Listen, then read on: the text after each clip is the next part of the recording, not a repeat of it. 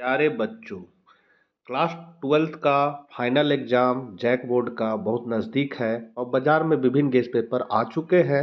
उसी से आप लोगों को महत्वपूर्ण प्रश्नों को बता रहा हूँ। अर्थशास्त्र इतिहास का मैंने बता दिया है। यदि आप लोगों ने नहीं देखा है तो प्लेलिस्ट में जाकर देख सकते हैं या वीडियो के लास्ट में भी आपको मिल जाएगा। आज हम लोग भूगोल विषय के प्रश्नों को देखेंगे जो गेस्ट पेपर में दिया हुआ है। शुरू करने से पहले आपसे निवेदन है कि यदि चैनल पर पहली बार है तो जरूर सब्सक्राइब कर ले और भूगोल के बच्चों को यह वीडियो जरूर शेयर कर दे। तो चलिए हम लोग आज कुछ नया सीखते हैं। सबसे पहला आपका ऑब्जेक्टिव क्वेश्चन है, निम्नलिखित में से कौन एक मानव भूगोल का उपागम नहीं है। यहाँ नहीं है पूछा जा रहा है तो हो जाएगा स्थानीय संगठन। दूसरा है, नव निश्चयवाद संकल्पना का प्रतिपादन किसने किया। तो ये आपका किया था ग्रिफिथ टेलर ने। तीसरा है, निम्नलिखित विद्वानों में किसने मानव विकास सूचकांक निर्मित किया।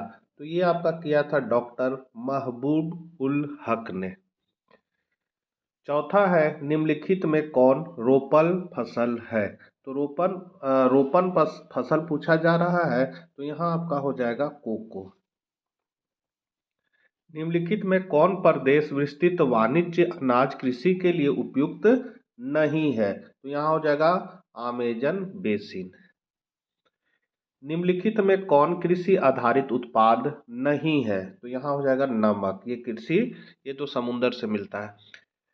निम्नलिखित क्रियाकलापों में किसमें उच्च स्तरीय अन्वेषण सम्मिलित किए जाते हैं। तो यहाँ हो जाएगा चतुर्थक क्रियाकलाप। बृहद, देखिए थोड़ा सा यहाँ पर धुंधला हो गया है, यहाँ लिखा है बृहद ट्रंक मार्ग संबंधित है। तो ये आपका संबंधित है भूमध्य सागर हिंद महासागर से। बिग इंच पाइपलाइन प्रवाहित करता है। तो ये करता है आपका पेट्रोलियम को। स्वेज नहर जोड़ती है। तो स्वेज नहर आपको जोड़ती है किसको, भूमध्य सागर को लाल सागर से।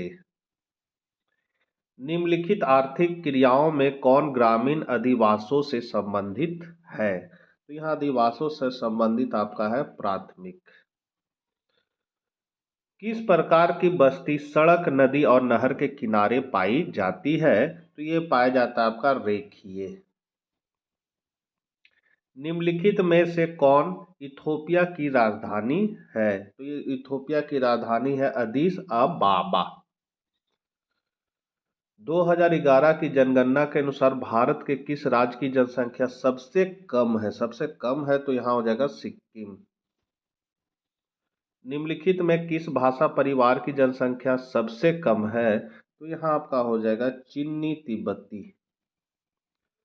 2011 की जनगणना के अनुसार बिहार में प्रति वर्ग किलोमीटर जनसंख्या घनत्व है। तो यहाँ हो जाएगा 1106।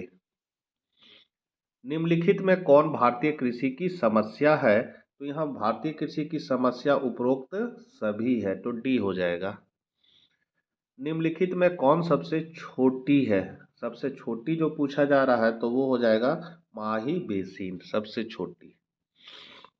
निम्नलिखित कोयला खदानों में कौन झारखंड में नहीं है। झारखंड में नहीं है तो सिंगरौली जो है झारखंड में नहीं है। निम्नलिखित नदियों में कौन पूर्व की ओर प्रवाहित नहीं होती है। तो यहाँ हो जाएगा ताप्ती नदी। ताप्ती होना चाहिए, ताप्ती नदी।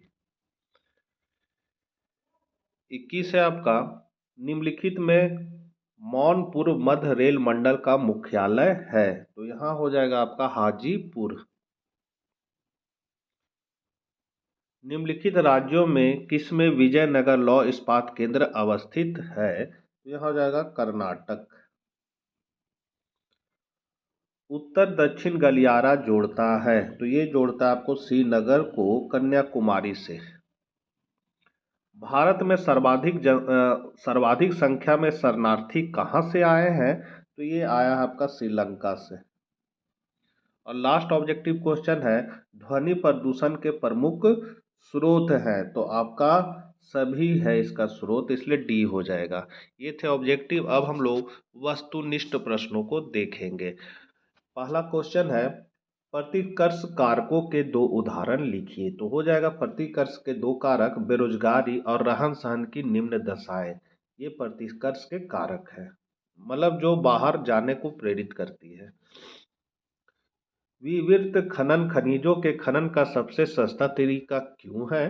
तो क्योंकि विवृत खनन में सुरक्षात्मक पूर्वोपायों एवं उपकरणों पर अतिरिक्त खर्च अपेक्षाकृत कम होता है और उत्पादक शीघ्र व अधिक होता है।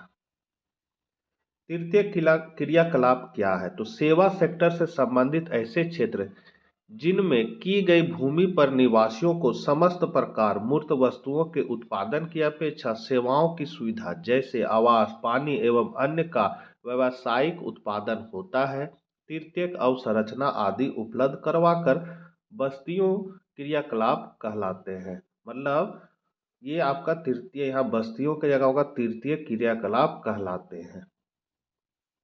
सार्वजनिक क्षेत्र के उद्योग एवं निजी क्षेत्र के उद्योग में कोई एक अंतर बताएं। तो सार्वजनिक क्षेत्र के उद्योग सरकार के अधीन होते हैं, जबकि निजी क्षेत्र के उद्योग का स्वामित्व व्यक्तिगत निवेशकों के पास होता है।